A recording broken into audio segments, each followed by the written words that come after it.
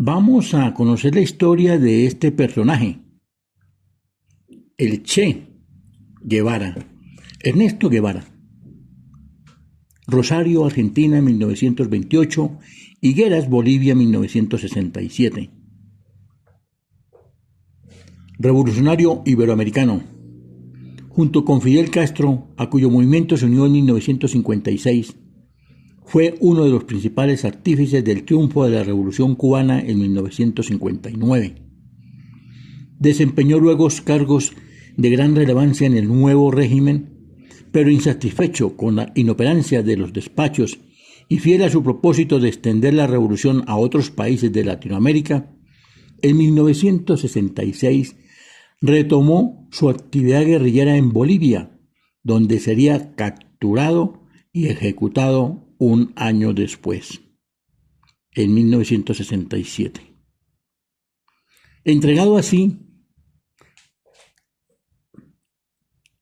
Entregada así su vida en la lucha contra el imperialismo y la dictadura, el Che Guevara se convirtió en el máximo mito revolucionario del siglo XX. Fue de inmediato un ícono de la juventud en mayo de 1968 y su figura ha quedado como símbolo atemporal de unos ideales de libertad y justicia que, como los héroes de antaño, juzgó más valiosos que la propia vida. Todavía en nuestros días se exhibe con frecuencia en las acciones contestatarias aquel perfil suyo basado en la célebre fotografía de Alberto Korda. Biografía. Ernesto Guevara nació en una familia acomodada de Argentina, en donde estudió medicina. Su militancia izquierdista le llevó a participar en la oposición contra Juan Domingo Perón. Desde 1953 viajó por Perú, Ecuador, Venezuela y Guatemala, descubriendo la miseria dominante entre las masas de Hispanoamérica y la omnipresencia del imperialismo norteamericano en la región, y participando en múltiples movimientos contestatarios, experiencias que lo inclinaron definitivamente hacia el marxismo. En 1955, Ernesto Che Guevara conoció en México a Fidel Castro y a su hermano Raúl Castro, que preparaban una expedición revolucionaria a Cuba. Estos dos personajes, Fidel Castro y Raúl Castro, vinieron a Colombia en el año 1948, cuando lo del Bogotazo.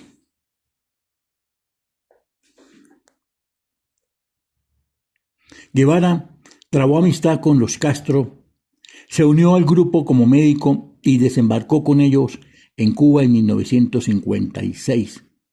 Instalada la guerrilla en Sierra Maestra, Guevara se convirtió en lugarteniente de Fidel y mandó una de las dos columnas que salieron de las montañas orientales hacia el oeste para conquistar la isla. Participó en la decisiva batalla por la toma de Santa Clara en 1958 y finalmente entró en La Habana en 1959, poniendo fin a la dictadura de Fulgencio Batista. El triunfo de la revolución, llevada a cabo con escasos medios, se vio facilitado por la insostenible situación del país en aquellos años.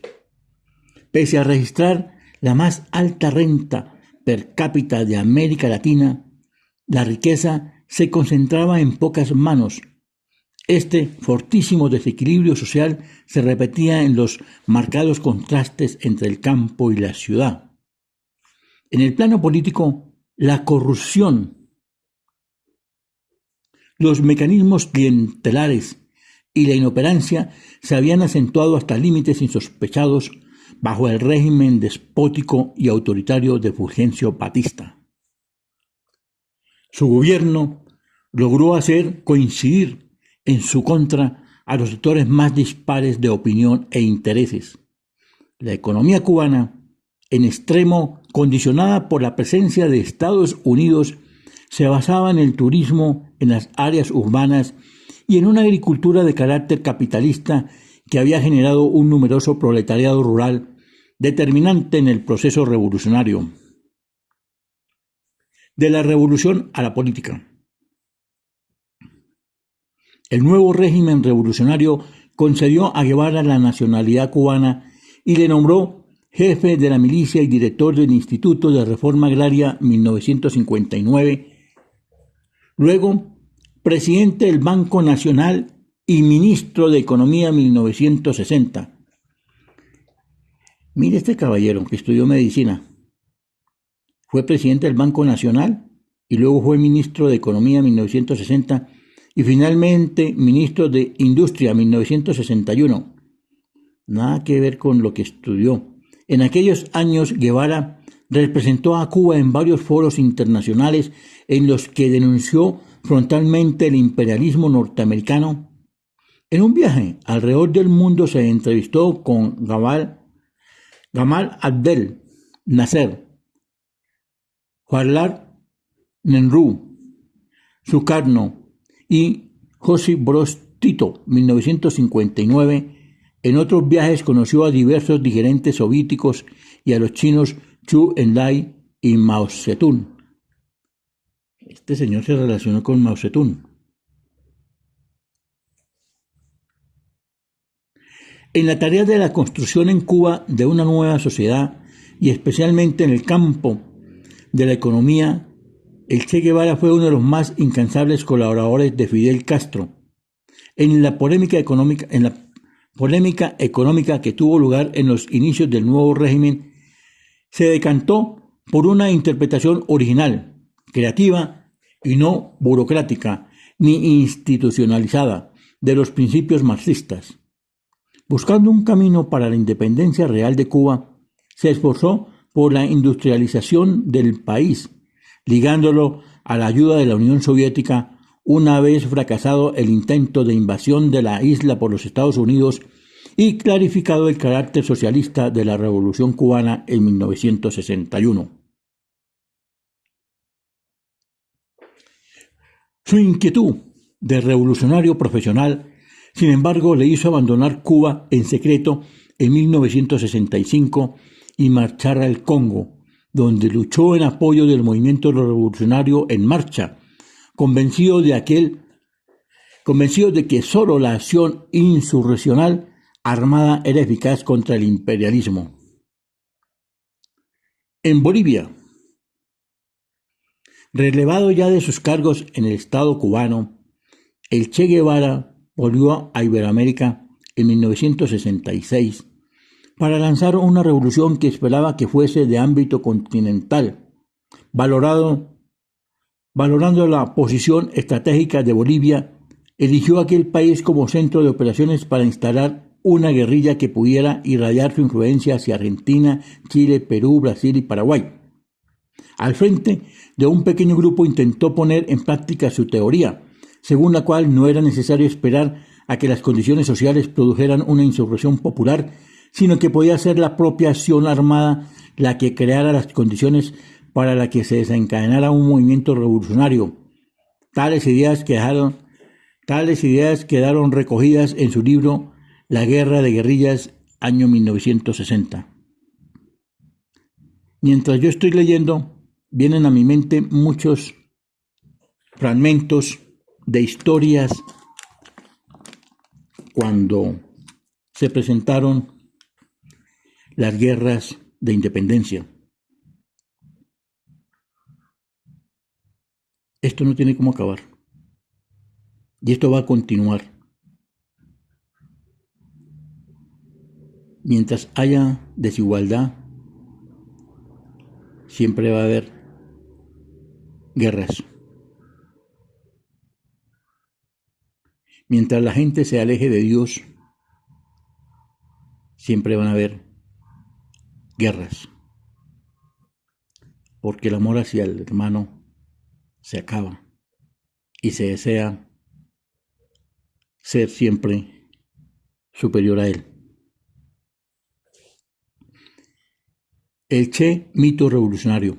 Sin embargo, su acción no prendió en las masas bolivianas Desde un principio su grupo, bautizado como Ejército de Liberación Nacional y compuesto por veteranos cubanos de Sierra Maestra y algunos comunistas bolivianos, se encontró con la falta de apoyo de los campesinos ajenos por completo al movimiento, sin ningún respaldo popular en el mundo rural y sin apoyo a las grandes ciudades en las grandes ciudades por el rechazo de las organizaciones políticas comunistas.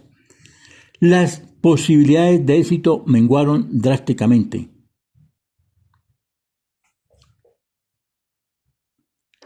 No querían nada en Bolivia, no querían saber nada de comunistas, porque ahí mismo lo están hablando ahí, y sin apoyo en las grandes ciudades por el rechazo de las organizaciones políticas comunistas.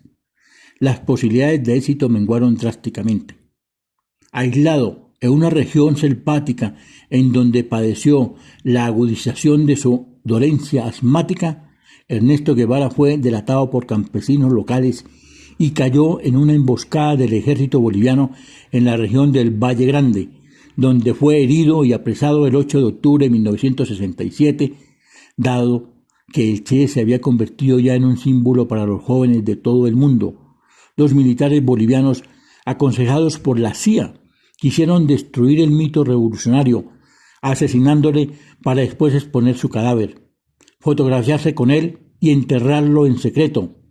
En 1997 los restos del Che Guevara fueron localizados, exhumados y trasladados a Cuba, donde fueron enterrados con todos los honores por el régimen de Fidel Castro.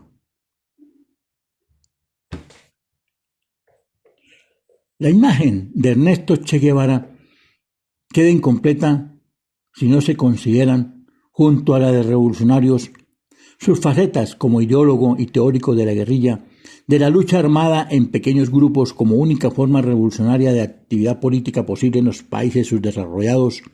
Sus ideas se hallan expuestas en textos como el famoso mensaje a la Tricontinental 1967 y el ya citado libro La Guerra de Guerrillas de 1960.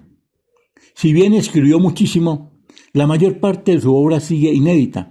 La integran manuscritos, cartas, discursos, proclamas y sobre todo artículos publicados en Verde Olivo, el órgano de las Fuerzas Armadas cubanas, en las que el Che ostentaba el grado de comandante.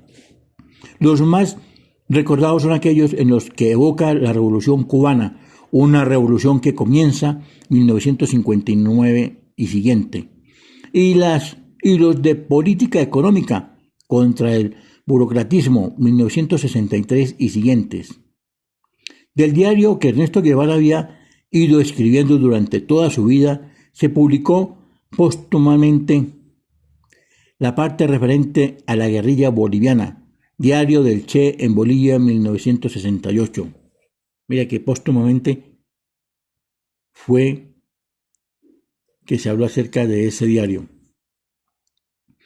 Este último libro, que relata su lucha guerrillera en Bolivia hasta el día inmediatamente anterior a su captura, constituye el más impresionante testimonio de su personalidad. El Che describe el día a día de la guerrilla por dentro, en su aspecto cotidiano, las mil dificultades prácticas, las debilidades, los errores y litigios entre compañeros y su precario estado de salud dan lugar a un cuadro nada idealizado.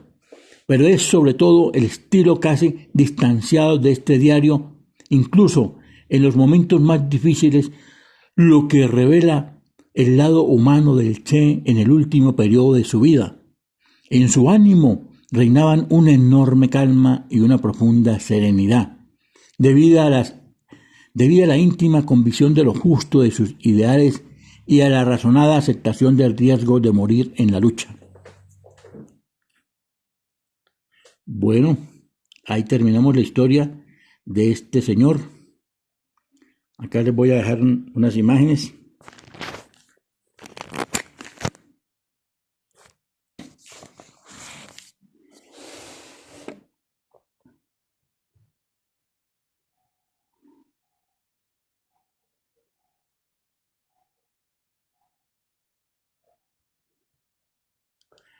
Acá hay un discurso Fragmentos de un discurso de Guevara ante la ONU, Nueva York, 11 de diciembre de 1964. Para el que esté interesado en investigar más acerca de este caballero, yo voy a buscarlo para saber acerca de la profundidad de ese discurso. El Señor Jesús les bendiga.